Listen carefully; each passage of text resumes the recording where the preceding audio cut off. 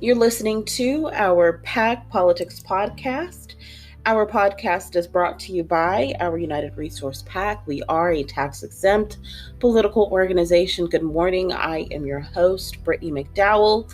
And on today's show, guys, we're talking about the fact that both President Trump as well as Vice President Biden are losing in the polls.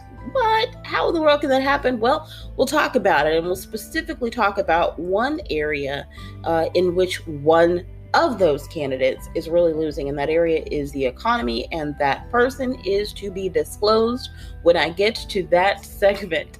This shouldn't be too long of a show, so sit back, tune in, and let's talk about the polls. I know some people might say, well, Brittany, did you not learn from last election not to listen to polls? Well, I'm not going to go so far as to say don't ever listen to polls, because we've got two polls today that we definitely need to listen to. So let's get this show started.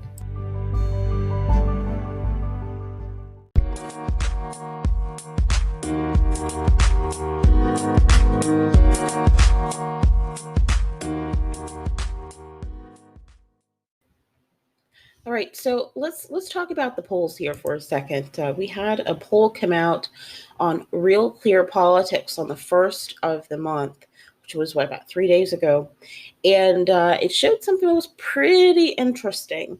Guys, both candidates are actively losing support. Now, while they're not like hemorrhaging support, you're not seeing that poor support, just like leave in droves. The trickle drip is real. And it's dripping slowly out of the faucet. But something that's pretty interesting when you look at this report, when you look at these numbers, is that, for instance, if you look at Biden's numbers and you look at the support that he's losing, those supporters, that support is not going to Trump, vice versa. Which is pretty unique, considering the fact that most of the times you can either identify that support either clearly going to the other candidate, not all of it, but some of it, by the other candidate seeing some sort of increase in numbers. But in this case, we're not seeing that. And I'm not saying that happens all the time. But what we can kind of infer from the fact that we are not seeing the support directly transfer to the other candidate is that we're in an environment where all around voters are, quite frankly, pretty displeased with both parties. We hear it all the time when we talk about, or when we hear people talk about, this is like, if there's a problem that needs to be addressed at the political level, it's both sides. It's both people's fault. It's the Democrats and the Republicans, yada, yada, yada, yada. And anywho, but we hear that, but this is a form of seeing that, right? This is a form of actually seeing in the data that actually play out, because quite frankly, what we hear and what we see most of the times are two different things. We hear people say, well, I'm mad with both parties, but, and both parties are responsible. But when you look at the data in that moment, you will see that people actually tend to put blame on one side over the other, but that's clearly not what we're dealing with right now. What we're dealing with right now, the environment we're in right now, is one in which, at least at this moment, voters actively and actually are blaming both parties, okay? But from an organization standpoint, quite frankly, we were not expecting, when this poll came out, we weren't expecting Biden to be losing support. We did expect for Trump to continue his loss of support, because he's been losing support, for a while now in the polls. Now, whether or not you believe it, whether or not you believe about this silent majority, which, if you don't know what that is, essentially what the silent majority is claimed to be is essentially people who will, when it comes to polls, they will say that they don't support the Trump administration, President Trump, when it comes to what they say outwardly, not just to pollsters, to everybody else. They claim, no, I don't support the president, but silently, they will go and they will cast their vote for Donald Trump. And in that respect, they actually create a majority. Some say that this is what happened in the last election cycle, which is why we had a situation where the polls kind of said one thing and then the reality was something completely different.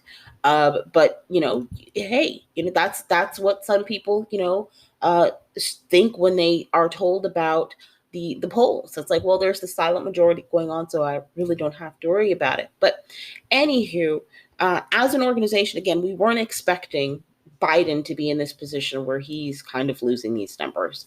It definitely made kind of for some interesting thoughts and conversations where we were concerned. But again, we absolutely did expect that Trump would continue his loss of support going forward. Again, just if we had to kind of if we had to kind of if we had to kind of hypothesize about kind of where we go from here, I'm not quite certain that despite the fact that we weren't expecting Biden to be kind of taking this dip, I'm not quite certain that there's any indicators that they're going to be coming on the uptick anytime soon.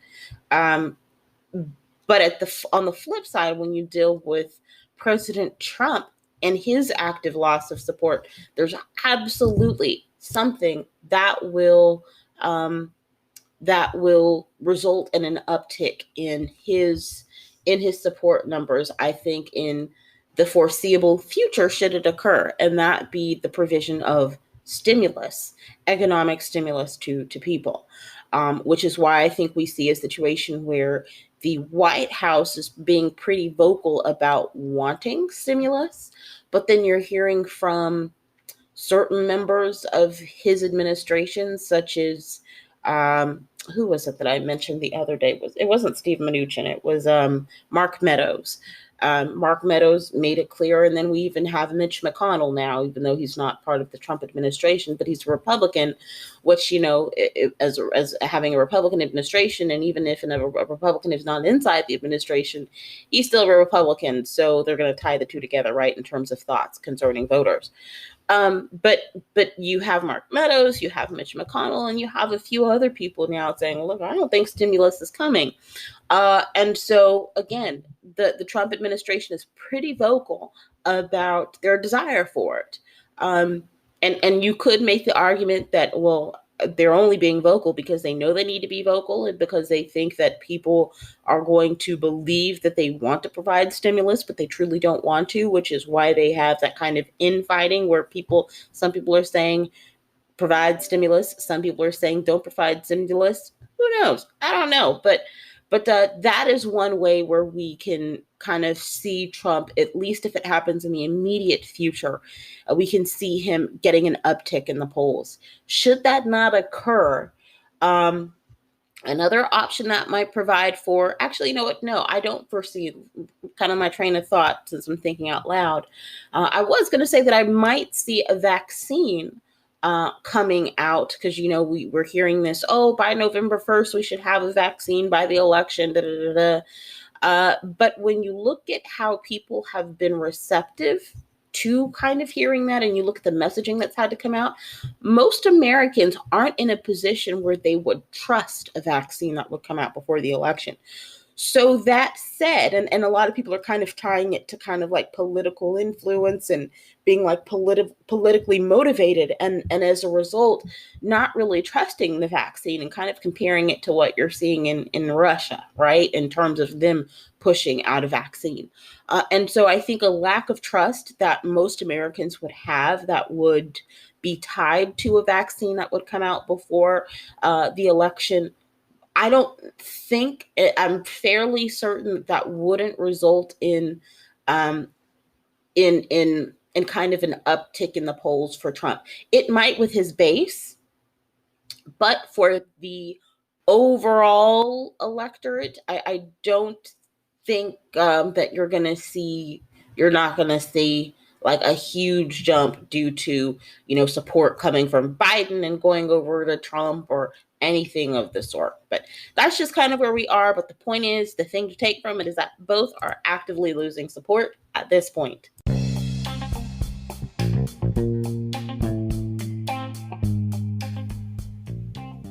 I hope you're enjoying the episode so far. Be sure to check out our Facebook page, which you can find a link to it in the description box of this episode. If you come on over to our Facebook page, you'll find that we talk more about the issue of COVID-19 economic stimulus and relief. I hope to see you over there. Thanks for listening. Let's get back to the show.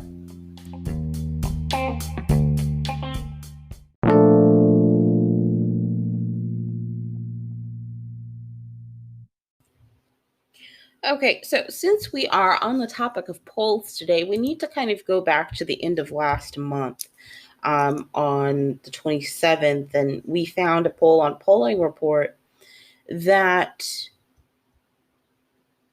looked at what most Americans thought about candidates on individual topics, right? And quite frankly, Biden, he was doing great on all issues. When you asked him about various issues, he beat Trump. And they really thought that Joe was the better candidate over the two. However, when you got to the economy, right, when compared to Trump, most Americans tended to favor Trump. The link for this is in the description box below. But I just want to kind of actually look at the numbers with you, because if you happen to be in a spot where you can actually pull up the numbers while I'm talking, that would be great. If not, just listen, and that's completely fine.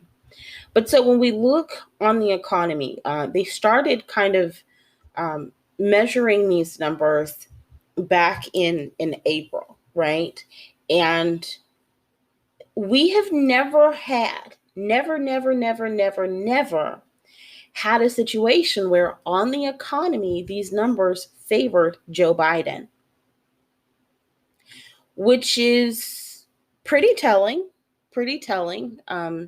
It's pretty telling because when you look at President Trump, one of his main things that he touts about his administration is that he has been the best. He's the best president on everything, according to him. But he really is, he's the super duper best when it comes to the economy. You'll never ever have another president like him. You'll never. No other president is just so awesome like him on the economy. Those are his words, right? And so maybe not exactly, but that's pretty much his words. But when we look at the numbers, and we look, and let's say we go back all the way to April. Back in April, you had 46% of people who preferred Biden to 50% of people who preferred Trump. And again, these are not overall numbers. These are relative to preference on handling and trusting on the economy. So we had essentially Donald Trump up by 4 points in April. In May, there actually was a drop for Biden and an increase for Trump. So in May, we saw more people go towards Trump. What was happening around that time? Around that time, people had, started to receive and had received in many cases their economic impact payments. You had the $600 for unemployment stimulating the economy. You had the PPP. We had a lot of different packages that were in place stimulating the economy. And so obviously, who are voters going to attribute that to? They're going to attribute that to the current person in office, which obviously is President Trump. I believe that's why we saw that kind of uptick.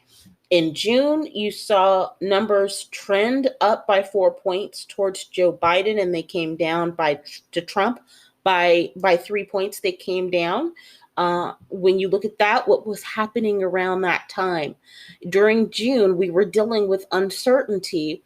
For instance, on with the unemployment benefits, the unemployment economic stimulus, we were dealing with uncertainty around what was going to happen in July, come the end date for the expiration date for the unemployment benefits.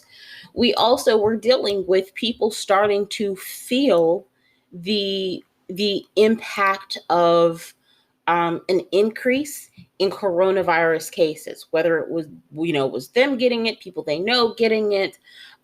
We were dealing with an economy that wasn't quite open like people have expected during that previous that previous time that they were polled. So they were in this spot where they were like, well, look, we were supposed to be out and about by now. I haven't been able to get back to work. My hours have been reduced. I've been furloughed. Whatever the case was, they were in the midst of feeling that kind of negative impact due to COVID-19. And quite frankly, a lot of people were, even if they weren't part of that $600 group looking for that extra stimulus from unemployment, a lot of people were like, okay, well, I think it's clear that we need a second stimulus check at this point. And, they were frustrated, again, considering everything that was going on around them. The next one that was taken was around the beginning of August. The beginning of August, what we saw Biden drop by 1 point, and we saw Trump come up by 2 points. From that perspective, you could say what we had seen, what happened around that time. Around that time, we started to hear about and see the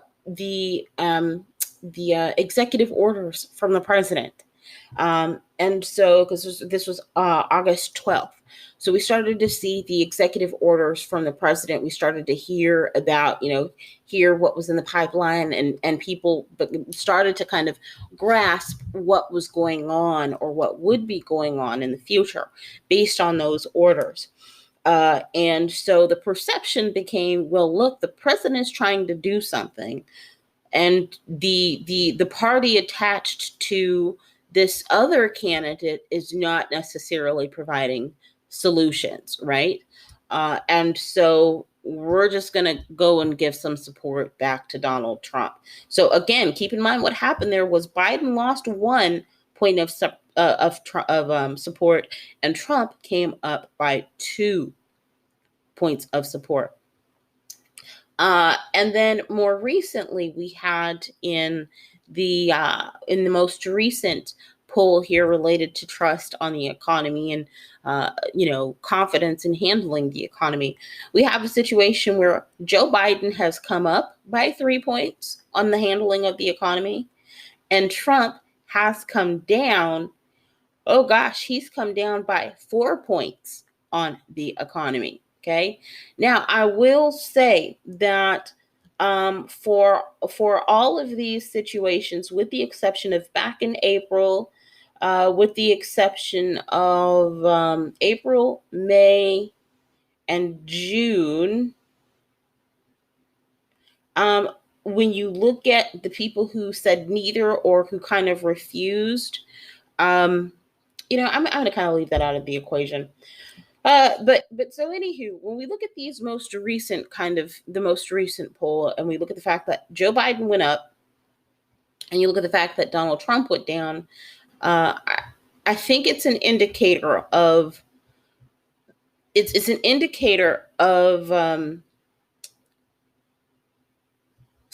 people not trusting Trump as much as they used to on the economy. But the numbers head to head, they still, even though it's only by 1 point more, they still trust Donald Trump slightly more than they do on the economy than Joe Biden. Now, when we look at those, and again, you can find the link if you weren't able to look at it, you can find it in the description box below. When we looked at those numbers as an organization, our expectation was that given the negative economic impact of COVID-19, because unless you're, in some of those top, I don't even want to, some of those top income brackets, you really haven't been positively impacted by COVID-19. But given those kind of negative implications and the move that we've seen in the polls for Trump, meaning that, his support has gone down, quite frankly, we really thought that Biden would have been making gains on the economy. And he did make some gains on the economy. Again, going back to the poll, he came up by 3 points, but we thought that those gains would have been gains that would have put him ahead of Trump. So we weren't really expecting the results that we were expecting, but we were expecting a little bit more, right?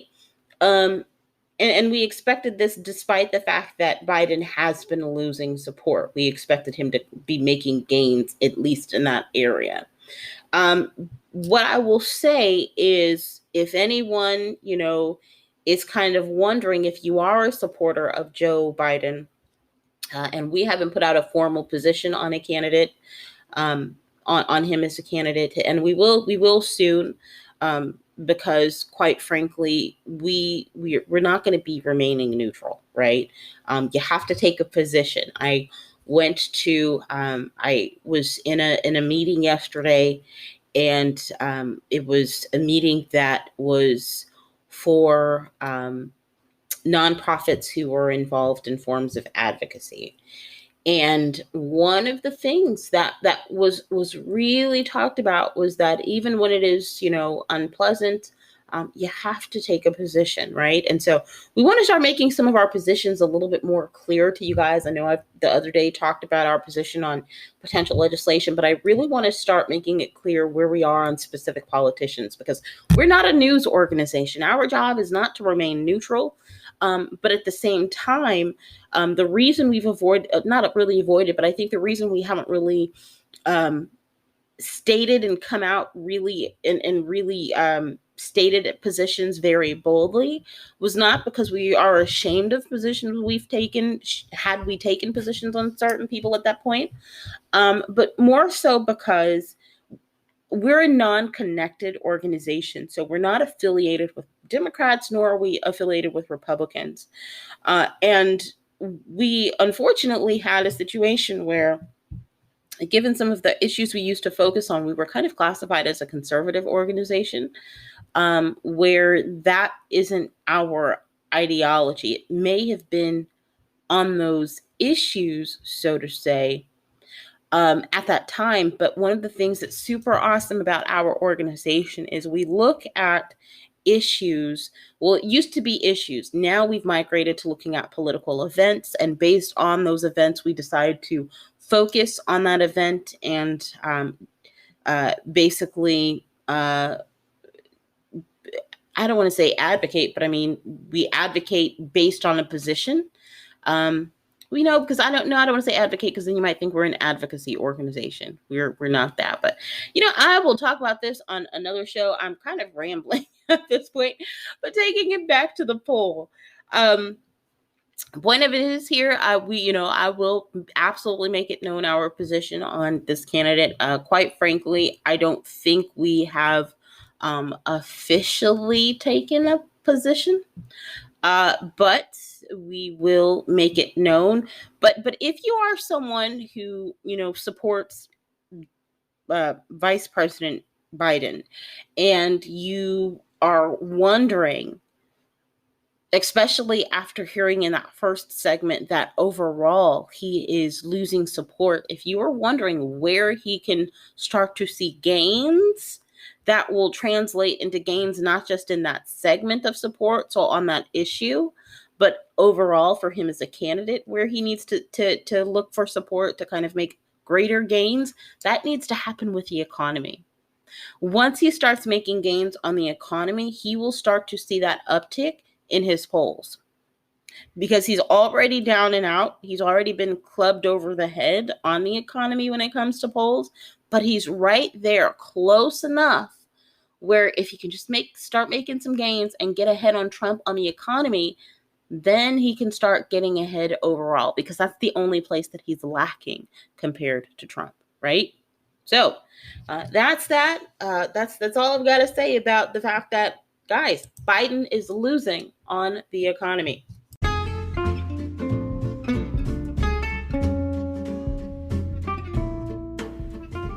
Hey, This is Brittany. Just wanted to shoot you a quick reminder. Look in the description box of this episode and you can find a link to our website. On our website, you can find our latest blog posts. You can find our contact information. You even want to make a contribution, you can go over there and do that as well. You can find out the policies we are looking at and targeting as an organization.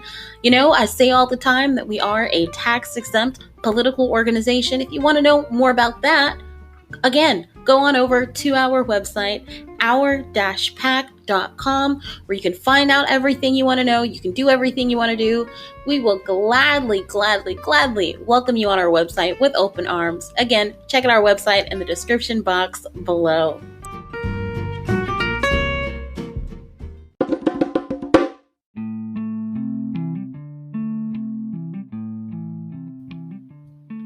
All right, so thank you so much for tuning in to this episode of our PAC Politics podcast.